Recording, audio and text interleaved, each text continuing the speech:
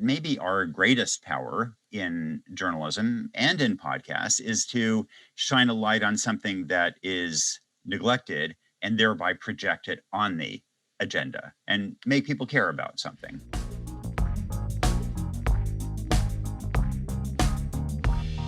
Hey everyone, welcome to the Crazy Amazing Humans podcast, where we highlight everyday humans doing crazy amazing things, people just like you and me who utilize their time, talents, and resources to give back, pay it forward, and make a difference. I'm Katrina Carlson.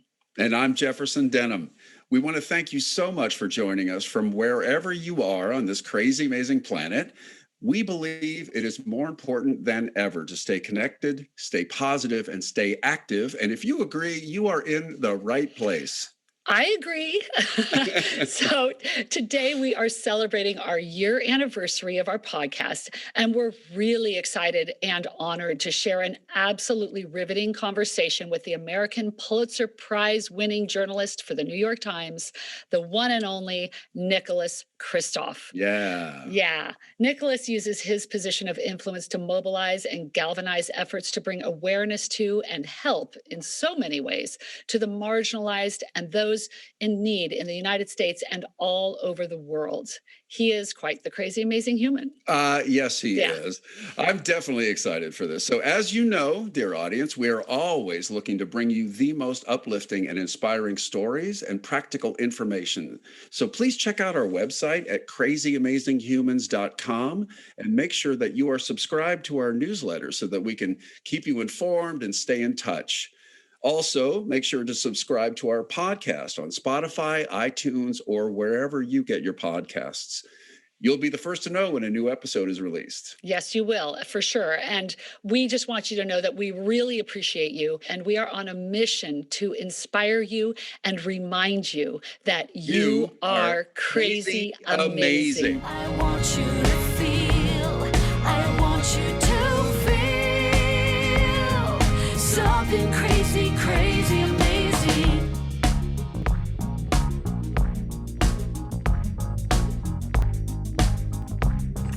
Part 1, from Yamhill to the New York Times to the Heart of Nuba.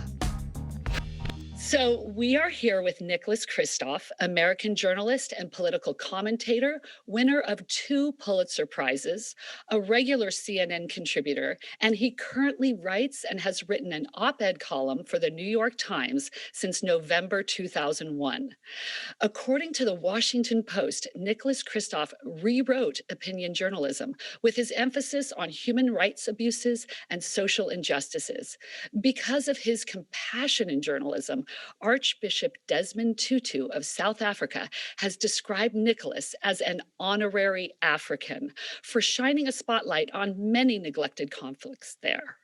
Nicholas Kristof is also a best-selling author. He has co-authored numerous books with his accomplished wife, Sheryl WuDunn, with whom he shares his first Pulitzer Prize, the first couple to win a Pulitzer. Well done. Their books include Half the Sky, which was a #1 bestseller, A Path Appears, about how to make a difference, and their latest book, Tightrope, Americans Reaching for Hope, which was published in 2020. Nicholas, according to the New York Times bio that talks about you, you like backpacking, running, and letting your children correct your Chinese, I believe.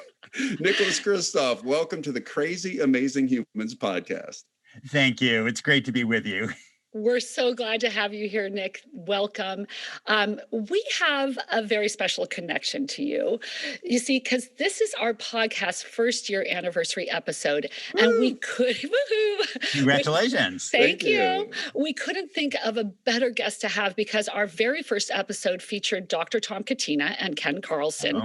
And it was all about Dr. Tom Katrina, his work, and the conflict taking place in the Nuba Mountains of Sudan. So we thought it really fitting, since you wrote several articles about the plight of the Nuba people, to have you tell our audience a little bit about how you became familiar with that story.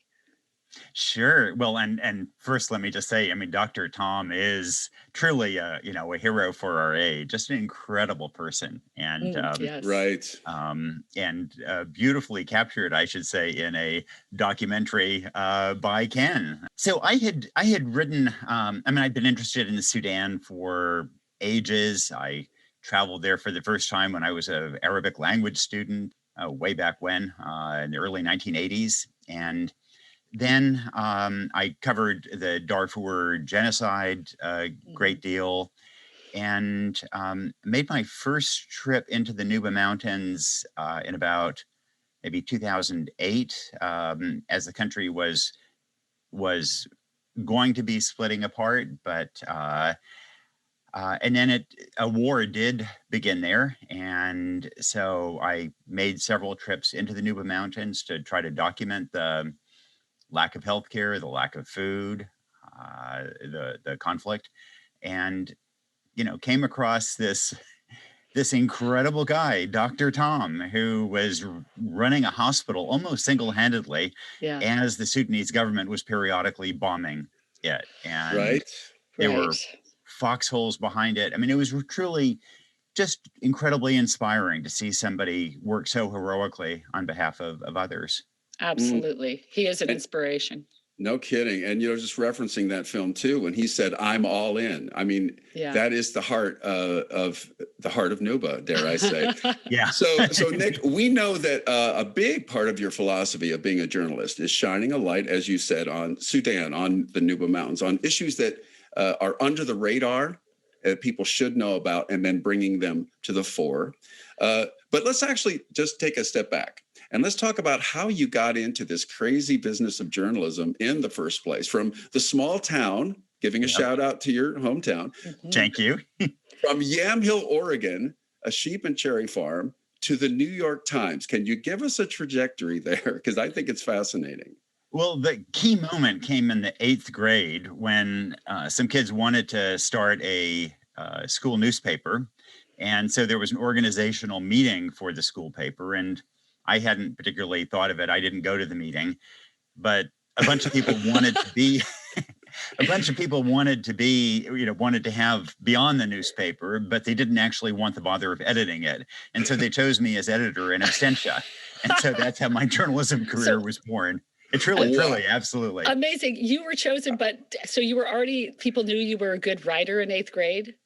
Did they know that? I mean, look, it was a tiny 8th grade. So it was like Bill and Julie knew that I, loved to write. But Yeah, it was like this. We'll get Nick. Nick will do it. He does anything. Nick will do it. We'll get Mikey. That's great. He'll lead anything. That kind of thing. Exactly. Oh, that's Wow, great. that's amazing. And then you went from there to obviously you went to college, and then you ended up in England. And so, I mean, are you amazed by the trajectory of your life?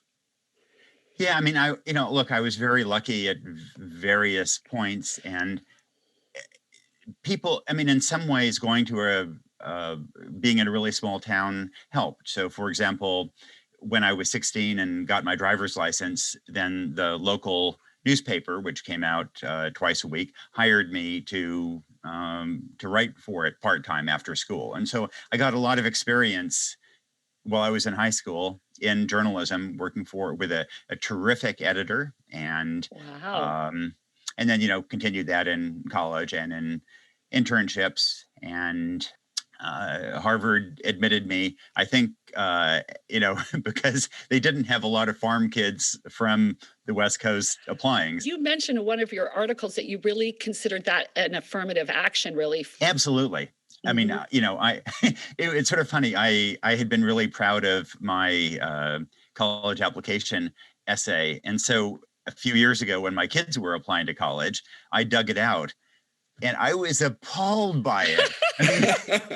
I mean, I didn't even fill the space, on the form. Man. And my kids were like, "This got you into school."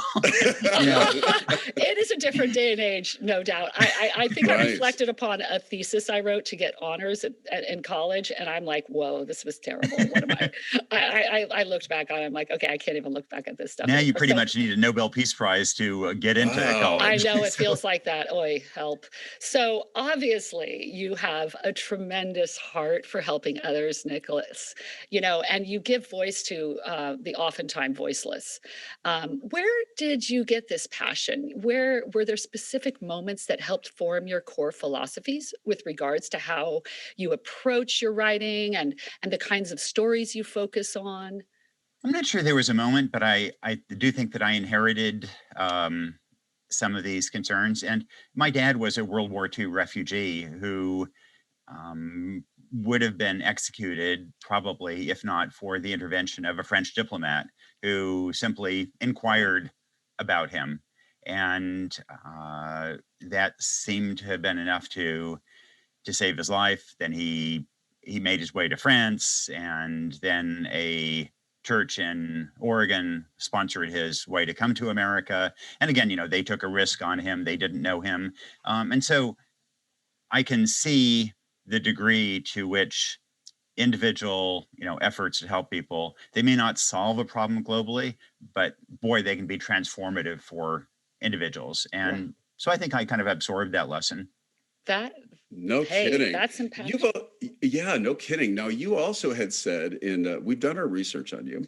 You have also said in the past that, like, right after 9/11, you thought, I'm going to change everyone's mind at the breakfast table. And then you realize, okay, that's probably those that already agree with you, they're going to agree. Those that don't think you're going to be way off. So you had a shift then in how you wanted That's to right. approach your writing. So could you elaborate on that? Yeah, sure. I mean, I think that I thought that, okay, I'm going to give my brilliant views about this topic or that topic and persuade people. And it really became obvious very quickly that when I write about issues that people have already thought about, the Middle East, abortion, Trump, things that people have views about, gun control, then I don't really change minds. People who start out agreeing with me think, "Oh boy, that was great," and people who start out disagreeing with me think, "Oh, Kristof completely missed the point."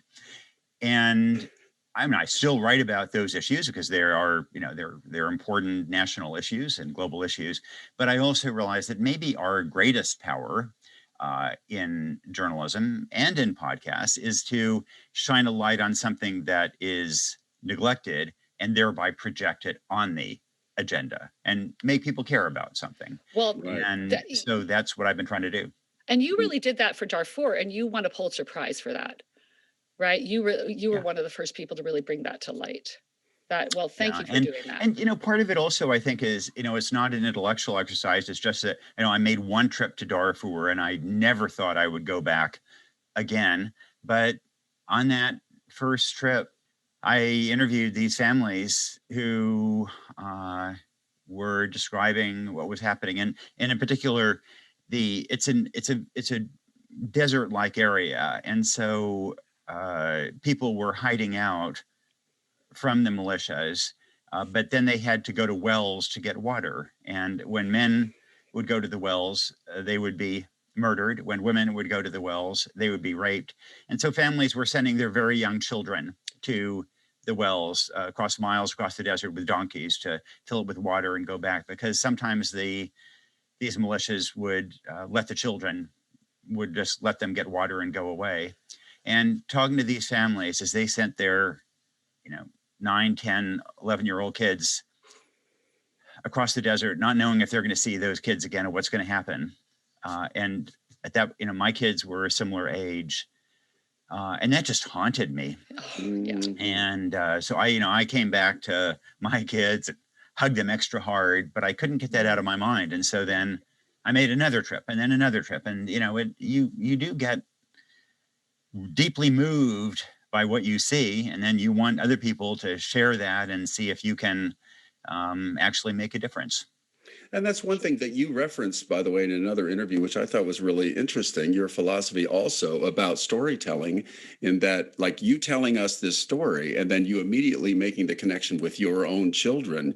Don't you approach stories with, okay, the need and the story and the problem is so huge, I've got to be able to make something so that people can digest it well. Am I saying that right?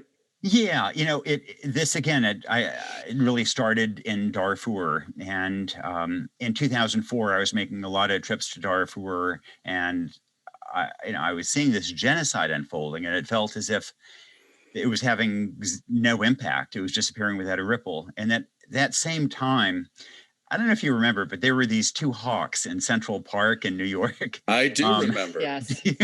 and so the building that they had a nest in didn't like the bird droppings. And so it dismantled their nest and put a grate to block them from building another. And all of a sudden, all New York is up in arms about these two homeless hawks. And I can't generate the same outrage about a genocide. Right. And so that led me to try to understand the work in social psychology and neuroscience about what makes us care. Mhm. And, it turns out it's largely about two things. One, it's about individual stories, that we feel empathy for an individual, but not for a class. And second, it's about some sense that if you do care and invest some compassion in something, that there can be a better outcome, that it's not hopeless. And I think that in journalism and in the aid community, we often get it exactly wrong. We talk about, 20 million people at risk of starvation, and we so focus on everything that is going wrong that we often don't acknowledge the possibilities that actually there can be improvement, the progress in the backdrop. And so in my columns and in my books, I've tried to both acknowledge the possibilities of better outcomes, but and also do a lot more in terms of telling individual stories. Right, because you really do, you take that challenge on to get people to care. It's not enough to know about a problem. We have to care. And so it's really interesting to hear how you approach that and help your readers care. Yeah, it's and it's an uphill struggle when the topic is Nuba Mountains or Yemen or whatever it may be. And frankly, it's also something of an uphill topic when it's here at home, but people on the wrong side of the tracks. There is just kind of a compassion fatigue, I think. Aloha, this is Charlie from Honolulu, and you're listening to the Crazy Amazing Humans podcast. Mahalo. Today's episode of the Crazy Amazing Humans podcast is brought to you via Apple, Google, Spotify, or wherever you get your podcasts. All episodes are free, so make sure and subscribe today. Part 2, Dating Sheryl WuDunn Like a Spy. So I know that you had, Kat and I loved Tightrope, by the way. We love all your writing, but that was just so well done. And so you wrote that with your lovely wife. So one perk of journalism, for you at least, was in meeting your wife, Sheryl WuDunn, right? How did you two meet? So I was working in Los Angeles for the New York Times covering business. And then Cheryl was working for the Wall Street Journal in Los Angeles covering business. So we were competitors. And so we formed this this romance that was a little like a KGB CIA romance. We could never talk about anything either of us was doing. And I would call up Cheryl's office to ask her out, and it'd have to go through an operator, and they would say, who shall I say is calling? And I'd say, Nick. And they'd say, oh, Nick, who? Wait, Nick, why didn't you guys come up with like Boris or Bert, like a secret agent name? That's really cool. That's awesome. But that's where, so we met there, and then she was there for a summer and then was finishing off a degree at business school. And we thought the constraint was that Cheryl wanted to, go off to Asia after that, to Hong Kong. And I thought the Times was likely to post me to either West Africa or to Egypt. And then a couple of months later, I got a call from the foreign editor, and he said, oh, we're going to open a bureau in Hong Kong. Would you like to go to Hong Kong? And it was just like, a divine sign. Nice. Oh, that is a divine sign. So you've got your wonderful wife and 3 kids, and yet you travel to some pretty dangerous hotspots, right? You cover some very sensitive subjects that can put you in harm's way. So how do you and your wife reconcile those risks that you take? My policy is candor, and that's partly because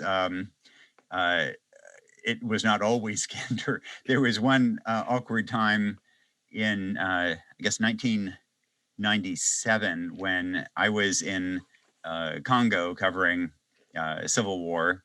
and Cheryl was actually pregnant, and I was in a plane crash, and I immediately called up Cheryl on my satellite phone and sort of breathlessly, said I was fine and so on. But I did not mention that I'd just been in a plane crash because I thought, well, I should wait until I'm back home and can, tell her in person. I don't want her to worry. Well, but then I had to tell the New York Times foreign desk why all of a sudden, I was not where I was supposed to be. So I told them about the crash. And then about half an hour later, somebody on the foreign desk was speaking to Cheryl and said, "Oh, that's terrible, that Nick's plane crash." Oh my. So I was completely busted. Oh. And so, so now I believe in radical transparency. And, That's great. and, That I makes guess I'd sense. also say that, while that I try to be very careful about the risks and kind of know what's down a road before I go down it. And the people who really take the most risks are photographers and video journalists. And that's because, when they hear gunfire, they rush toward it. Whereas as a print journalist, I don't need to do that. And so my first rule of operating in war zones is you never get a ride from a photographer. It's fine to give them a ride in your car, but you want to control any vehicle that you're in because Oh. they are, they take risks at a level that I do not. Wow. Yeah, I never really thought about that. That makes so much sense. And also, they're the ones with the cameras, and so many people know exactly what they're doing. They're shooting, what is going on. And if they don't want people to see what they're doing, they will go after that person with the camera, won't they? That's right. Like That's right. literally. And also just in terms of theft, they, people can hit them over the head with a 2x4 or hit them, whack them with a machete and grab their gear. And whereas nobody's going to try to steal my notebook and pen. And people can also see their telephoto lens and think that it's a gun. They're just, they are incredibly courageous. And, they in the Capitol rampage, likewise, it was photographers who were attacked in a way that that scribblers with notebooks were not. They're very, very gutsy people. I was going to ask you about that, and we're going to come to that a little bit later, actually, what happened in Washington. But you had mentioned earlier how, like, we know that you've got a big heart for not only what's happening internationally, but domestically as well. And so we know that you focused the media spotlight on a death row inmate named Kevin Cooper. And can you tell us why you decided to devote several articles really on Mr. Cooper and why you're so passionate about his case? Yeah, partly it's that in general, I think that the death penalty in the US is incredibly unfairly applied, often in a very racist way. And I do think, again, that partly that the best way of highlighting that issue is telling individual stories. And I think Kevin Cooper's case is so outrageous that I hope it can move people about the larger issue. But it's also just it is, I believe, a remarkable injustice. I think the San Bernardino County Sheriff's Office was faced with a horrific quadruple murder, could not solve it, could not find the people who were guilty, and then went after Kevin Cooper, a young Black man who I think fit their mental image of what a quadruple murderer should be. Some of those people, I think, may have thought that Cooper really was the murderer, and frustrated by the lack of physical evidence, they then manufactured it. They then framed him, and he was sentenced to death. He remains on death row in San Quentin, despite overwhelming evidence, I believe, not only that he was framed and that he is innocent, but actually we have a pretty good idea of who did do it. A white man who had previously already been convicted and served a sentence for murder. And yet, despite this evidence of his innocence, despite the fact that many federal judges have said that he was framed, he remains on death row. Yeah, and it's a pretty scary time to be on death row right now with a lot of these everything going on from COVID to now a lot of people are being executed. So thank you for bringing light to that story of Kevin Cooper. It's really important. Absolutely. So, there was a recent article on Axios that stated, you probably saw this, that stated that people are experiencing a crisis of trust in leaders across every area of our lives, including journalists, right? So here you are telling us about Kevin Cooper. Some people might say, well, who cares? Because journalists, we can't trust them. And this article was based on the Edelman Trust Barometer, which measures trust in institutions globally. And from this Axios article, they said the trust deficit has gotten so bad that people don't know who or what to believe anymore. They don't even trust themselves to get facts right. And a quote from that article again is, a majority of people around the world believe that journalists, government leaders, and business leaders are all purposely trying to mislead people by spreading misinformation. Now, we know in a recent article, you kind of addressed this, that there's so much, horrible misinformation that people are believing. But Nick, do journalists deserve to be put into this category? No, there's journalists and then there's journalists. And so... well said. Well said. I mean, I think it's really a reflection of this larger collapse of trust in institutions more broadly, as you say. And it's about trust in Congress and politicians. It's about trust in lawyers. It's in trust in labor unions. I mean, courts. And I think that partly it goes to something that we wrote about in Tightrope and that I feel deeply, which is that America over the last 50 years has stopped working for an awful lot of Americans. And that kind of the bottom half of the distribution is, that they can look forward to a time when their kids are going to do worse than they are doing, just as they themselves are doing worse than their parents are doing. I was just looking yesterday at the Bureau of Labor Statistics data for what are called production and non-supervisory workers, so kind of your basic blue-collar worker. And weekly wages, adjusted for inflation, are lower now for that category than they were in 1972. You think about that. Wow. The average blue-collar worker is earning less than, his or her grandfather was in 1972. And I think that, those folks do have real reason to feel that they were betrayed by both parties. And I think, that makes people desperate. I think that makes people more likely to turn to conspiracy theories, to feel that people are cheating them and tricking them, and to find little nodules that will spit back to them the prejudices that they absorb. And so I think that, I think this runs deep, and I think it's a huge challenge for the country.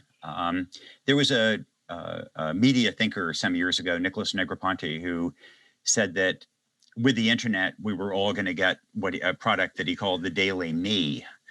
And, today we do all get the Daily Me. It's our Facebook feed. Yes. It's the newsletters we get. It's the news source. And I think that's a profoundly unhealthy trend. And I think it, tends to not only create suspicions of institutions, but also lead to things like QAnon.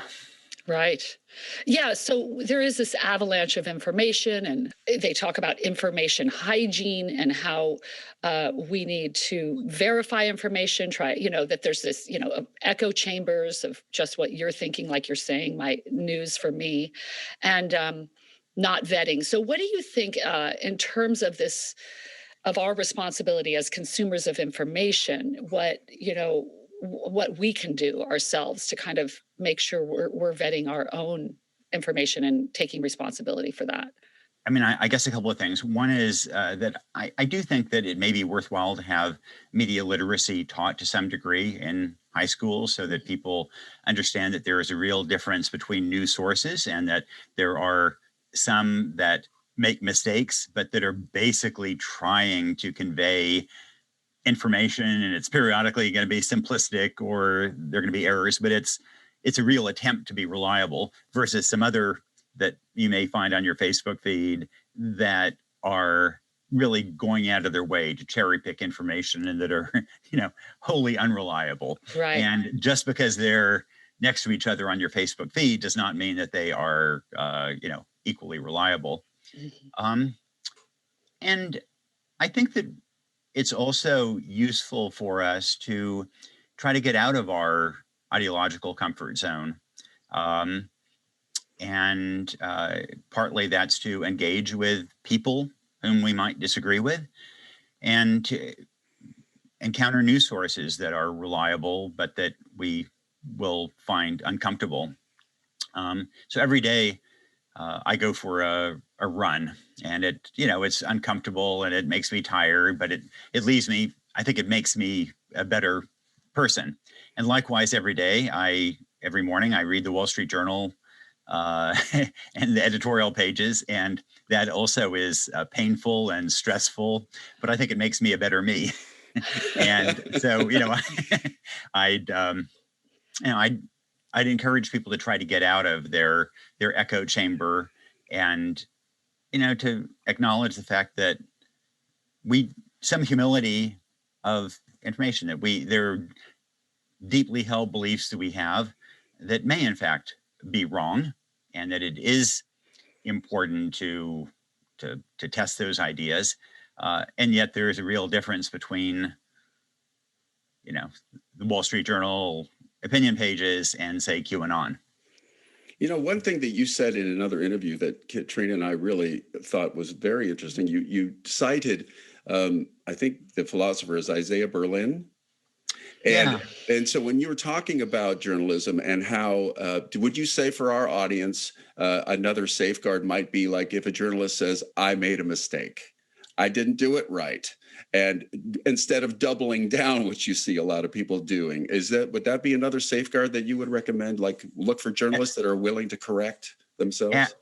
Absolutely. I mean, that is, I think that's why science works, that science makes mistakes, but it's self-correcting, and it has peer review, et cetera. And likewise, the proudest spot in the New York Times each day is our corrections box, because that's where we own up to some pretty stupid errors. And, and I've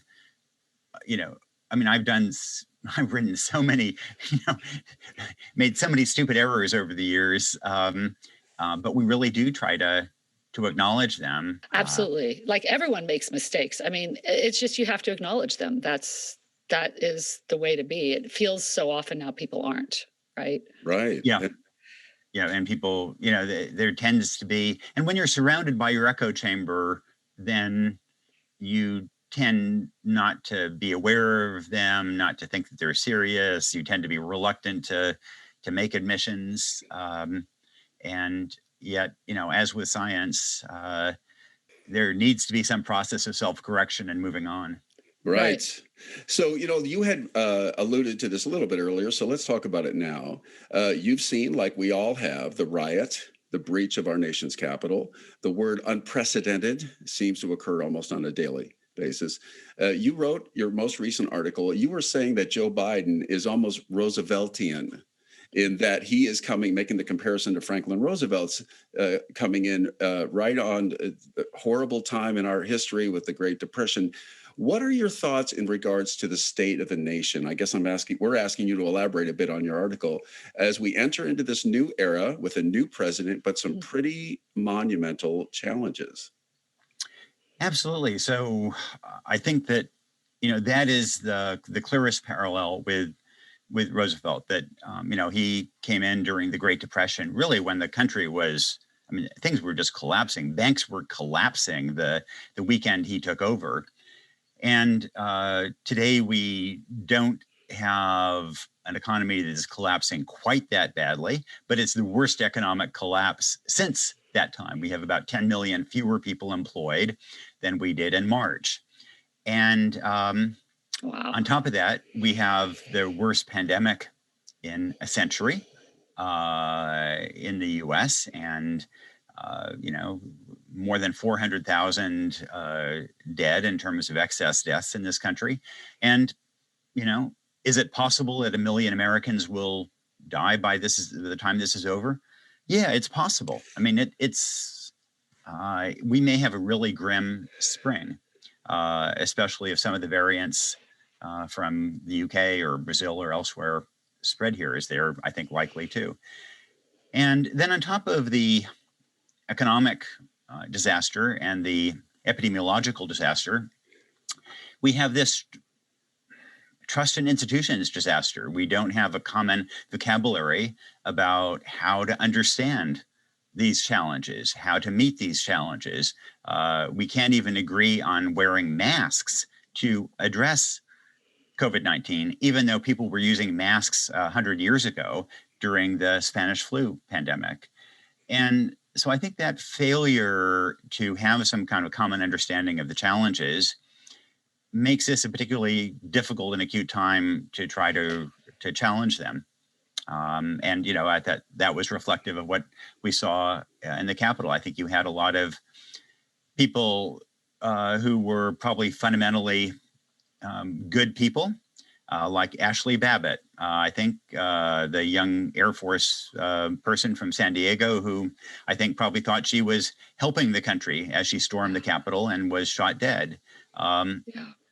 And I think she was manipulated and lied to, and ended up committing outrageous felony and was shot doing it. But I think that that people have been profoundly misled. And it reminds me, to some degree, of kids I saw in Afghanistan who joined the Taliban, or people in Gulf countries who joined Al-Qaeda because they thought it would give them a sense of purpose and connect them to a cause larger than themselves. And they were absolutely misused and committed violent acts.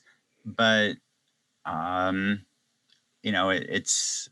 I think there's some parallel between what happened to them and what happened to some of the people who stormed the Capitol.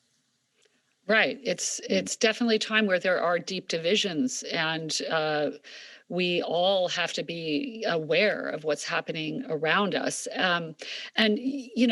Here in the United States, your book Tightrope covers your hometown, and you said in relation to that your personal political views are sometimes quite divergent from the views of many people there, and yet you love each other immensely. You found common ground.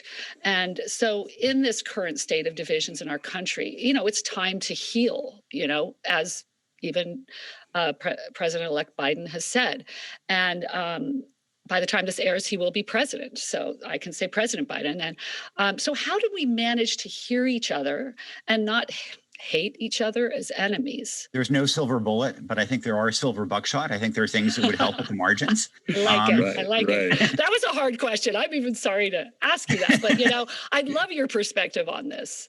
Look, there were tremendous elements of racism and white nationalism in the attack. I think there was also an element of economic distress that, to some degree, has motivated Trump, and of course, Trumpism is particularly acute in the U.S., but there are parallels in France, in Britain, in much of Europe. The Philippines as well. Yes, absolutely. President Duterte is kind of a Trump figure as well. So I do think that when I talked about how weekly wages after inflation were lower in December 2020 than they had been in December 1972, well, that's a factor in Trumpism. That's a factor in that extremism, in that sense that our country is on the wrong track. 79% of Americans said in an Axios poll that America is falling apart, is coming apart. And so, there are things that I think we can do to try to address that distress. And it's everything from raising the federal minimum wage.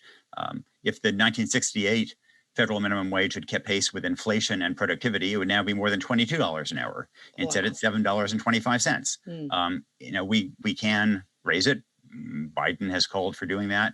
I think we can do more with job training, which is something Europe has done quite well at in kind of lifting people up and equipping them for better jobs, which also helps the economy, of course. With childcare, there's a real problem with feral children who are in really dismal circumstances in a lot of the country, and I think we can provide. The military has a fantastic childcare program because it needs its service people to be able to work and not worry about their kids. I think that is a fantastic program that should be extended and made universal.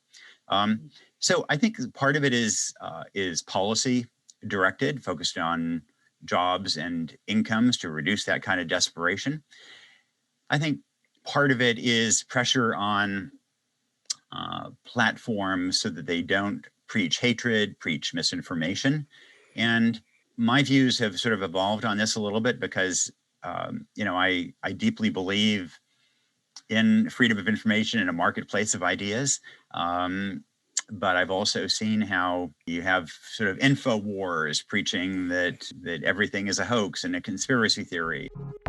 Hi, this is Rebecca from Los Angeles, California, and you're listening to the Crazy Amazing Humans podcast with Katrina, Carlson, and Jefferson Denham. If you have any questions or comments about today's episode, please make sure to write us at crazyamazinghumans@gmail.com. Part 3, Making an Impact for Good. I love your answer here, Nick, because it is a messy situation. There is no easy silver bullet, as you said, but there is a buckshot way to go about it. And part of that, I think, when Katrina and I were watching the filmed version of Tightrope, when you're interacting with Clayton. Yeah. And I think I'm getting this right, that he was a Trump supporter, I believe. Yeah. And yet you guys loved each other, and he would go check on your mom.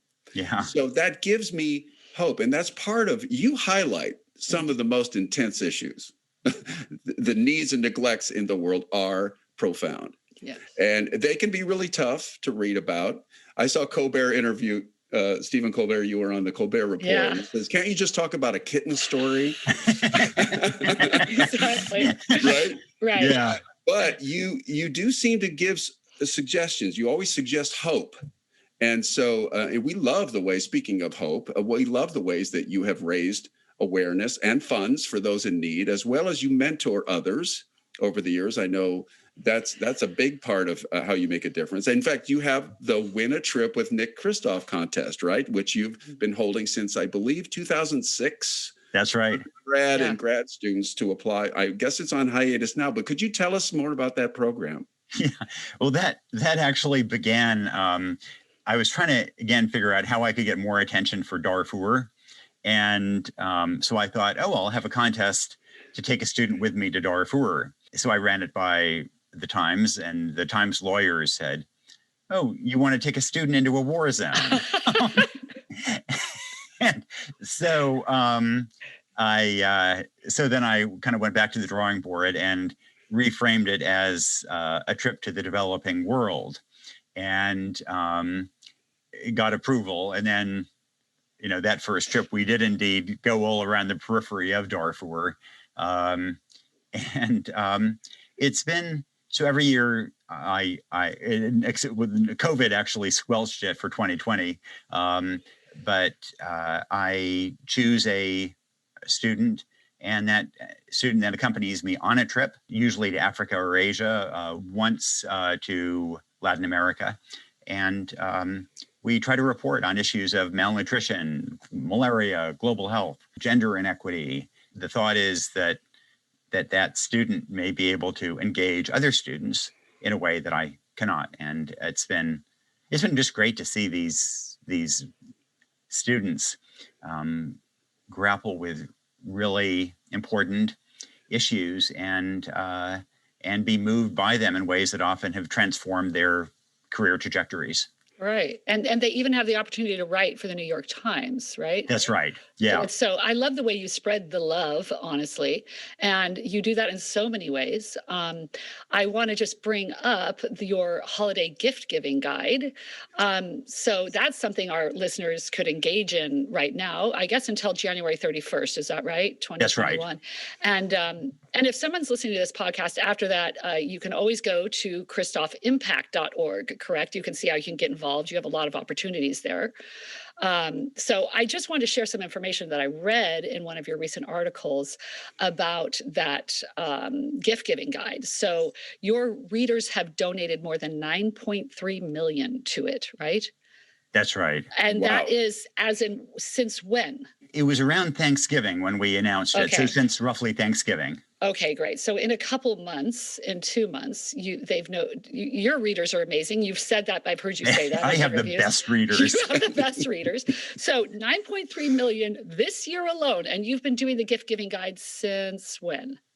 Oh, about a dozen years. About a dozen years. So could you please elaborate on your gift giving guide and where the funds are going this year? Sure. So it started because, since I write a lot about nonprofits, so many years ago, a colleague asked me, for advice about who they should give to at the end of the year. And so I mentioned some ideas, and she said, oh, you should do a column about that. So many people want to donate at the end of the year, but don't really know who to support. And so I thought, that's an interesting idea, but it was sort of at odds with the, New York Times notion that we should keep some distance. We're not in the fundraising business, but I decided to experiment and do it. And readers loved it. It raised eyebrows within the Times, but readers loved it. And they really responded in ways that were transformative for these organizations. And I think of it as a kind of a service that I can provide, because I think there are a lot of readers that I have who have, frankly, way too much money. And and they want to help, but they don't know how. And meanwhile, there are a lot of great organizations that are desperately in need of support and can't get attention, and I see their work, and so every year I suggest a number of these organizations. And then a few years ago, a reader offered $1 million of support over 10 years, $100,000 for a top organization each year, and so this year that organization is CamFed, which supports girls' education in sub-Saharan Africa. And just a great organization. And then, so that's one of my recommendations this year. Another is the Himalayan Cataract Project, which essentially cures blindness from cataracts in both Africa and Asia. Wow. About $25 a surgery. And again, it's just, I've seen this done in remote Nepal, and it's a miracle. These people have been blind for years, and they get the surgery. The next day, the bandages come off, and they can see for the first time. They see their grandkid. I mean, it's just oh my gosh. You're going to impact about 45,000 people with the cataract surgeries. That's right. So, right?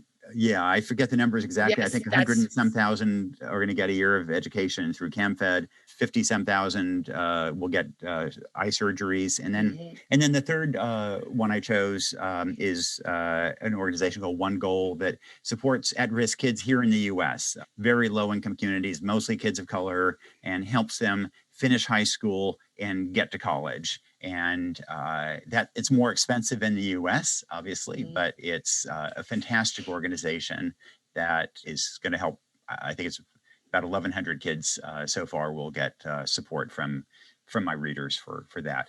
Right, and I think about 1,700 of your readers also volunteered for 2 organizations that help American children as well. So you've garnered support and mobilized people to volunteer and help American children. That's well. right. That's right. And for anybody who wants to join up, either writing checks or signing up to volunteer, then if they go to kristofimpact.org, then they'll see the options. But it will come down at the end of this month. The holiday impact prize that goes along with your gift giving guide, is that the 100,000 you were talking about? That's the $100,000. Okay. That's okay. right. Okay, so this is like your second year with the holiday impact That's right. prize, right? That's correct. Amazing. And so you're giving to whatever nonprofit, to the nonprofit. This year it was CAMFED, the CAMFED. Girls Literacy Organization that got the $100,000. Amazing. And that's what I was saying. You know, Katrina and I are just so impressed that you use your position to bring light to things like this. I know that's your philosophy. And so for those of us who are not you, there just seems to be, of course, so many needs around the world, and it can be overwhelming. So I'm speaking for our audience, for me sometimes too. But like your readers, our audience is always interested in participating and making a difference. It can seem daunting. And so how would you recommend we approach philanthropy in our lives in a way where we can sustain our energy and not burn out or lose hope?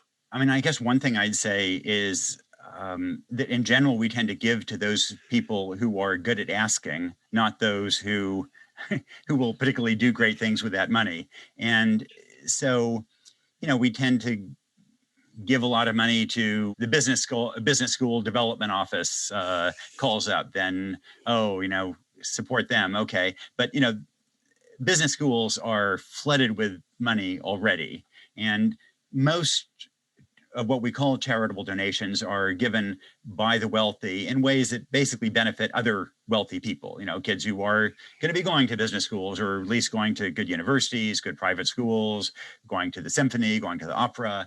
And there's nothing wrong with supporting those institutions. And I do, but that's different from getting the most bang for the buck. And so I would look for organizations that do something about a cause you care about. And you can certainly go to my recommendations at kristofimpact.org, but there are also organizations like givewell.org that kind of apply a financial analysis to what will have the most impact, or just things that are kind of quirky. You can go to globalgiving.org. One time my kids gave me a what is called a hero rat for Father's Day, and it's for $50 you could sponsor the education of a special kind of rat called a Gambian pouched rat to sniff out landmines. Oh, wow. And so some years later, I went to Angola and I found my rat in a minefield, and oh my gosh. And when humans clear a minefield, it's incredibly painstaking and laborious and dangerous. The rats just kind of scamper along and they sniff it out, and they point like a bird dog when they find one. So they can clear about 10 times as much ground in a day as a human can. And it was and so this was my kids getting me this as a Father's Day present. And now the rats on brand. That's on brand for their dad. Well done. Exactly. Wow. Now I know what to ask for Father's Day. Absolutely. They're called hero rats. Rats. So. Wow. So, okay. You have seen a lot. The wisdom you've garnered, and, it's monumental. And in Tightrope, you and Cheryl give us 10 steps. It's like 10 steps you can take in 10 minutes to make a difference. And I don't know if you remember any of those. I don't know how you have all this information in your head, but that's impressive. Can you tell us some of those 10 steps? Or I've got them written down too, but, So I don't know that I can go through all 10, but. No, just a couple, because we want our listeners to read Tightrope. So they're going to have to read Tightrope to see all 10 steps, but tell us a few. So, one of the basic ones is that we need, early childhood programs. So support I kind of think that one of the reasons we haven't done better as a country is we tend to help older people. We don't help kids, and kids are where you get the bang for the buck. And so, I mentioned people who support business schools. Instead of supporting a business school, support a child care program near your home that is working with at-risk kids. And likewise, advocacy, that this is a time when, Joe Biden has proposed some really landmark measures, like a national child care program for that matter, like a higher minimum wage, like a really robust effort to cut child poverty in half. And so call on your member of Congress to support that child poverty plan in particular, and maybe write a letter to the editor of the local paper. This is something that shouldn't be partisan. And when the richest country, arguably in the history of the world, has rates of child poverty that are off the charts, when the age group that is most at risk of living in poverty is kids, then something's wrong. And we have, if voters cared as much about that as they did about other issues, then we would have lower child poverty rates. This isn't a question of resources. It's not a question of how we do it. It's a question of political will. And so things like writing your member of Congress, writing a letter to the editor, supporting a local child care program, those I think are all effective ways to make a difference. I love it.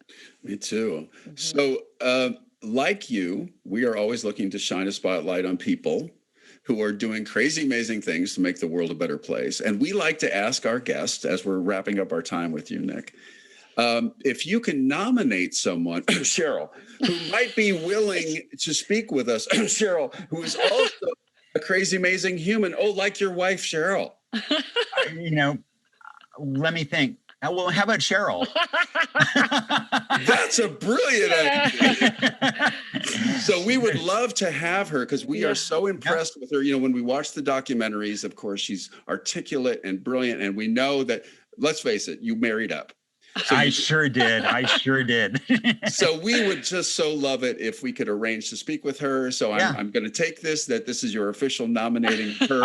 I officially nominate her, and I'm sure she'd be delighted. That'd be so great. Amazing.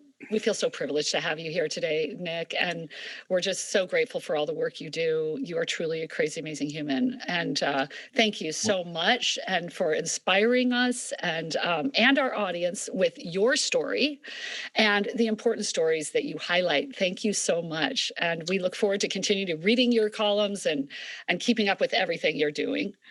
Well, thanks so much. And boy, it'll be nice to see people in real life again and not just pixels on a screen, won't it? Yes, it will. I hope to meet you in real life someday. That would be wonderful. Well, take care, and thanks for a great conversation. Could you teach your heart to feel for me? If you could, I know that we would be so happy. If you could teach your heart to feel for me, how beautiful this love could be.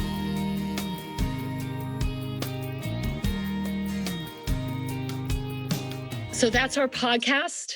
We want to thank Nicholas Kristof from the New York Times for being with us today and for all he does to bring to light stories that often fly under the radar and to help us care.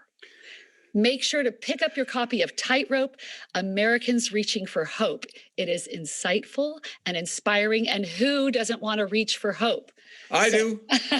If you've enjoyed today's episode and you think it would be meaningful and helpful for someone you know, be a crazy, amazing human and let them know about us. Right. A couple of quick reminders. First of all, happy anniversary. Oh, So thank our you. first Happy anniversary right? to you too, Jefferson. And to our listeners, happy anniversary. So our 1 year anniversary. Make sure to subscribe to the Crazy Amazing Humans podcast wherever you get your podcasts.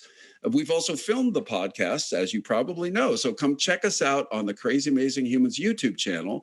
make sure and leave comments. We'd love to hear what you're thinking. Yes, and we will respond. And most of all, we want to make sure to thank you for being with us here. Thank you. Thank you. And some of you have been with us for a year now, so thank you. And we want you to remember that every little kindness has the potential to create crazy, amazing human experiences, one person at a time. Right. And as always, this week, we want to encourage you to find one thing that you can do to extend kindness and love in the world. Yes. I'm Jefferson Denham. And I'm Katrina Carlson. Stay healthy, stay connected, and we will see you next time right here on the Crazy Amazing Humans podcast. I want you to feel, I want you to feel something crazy.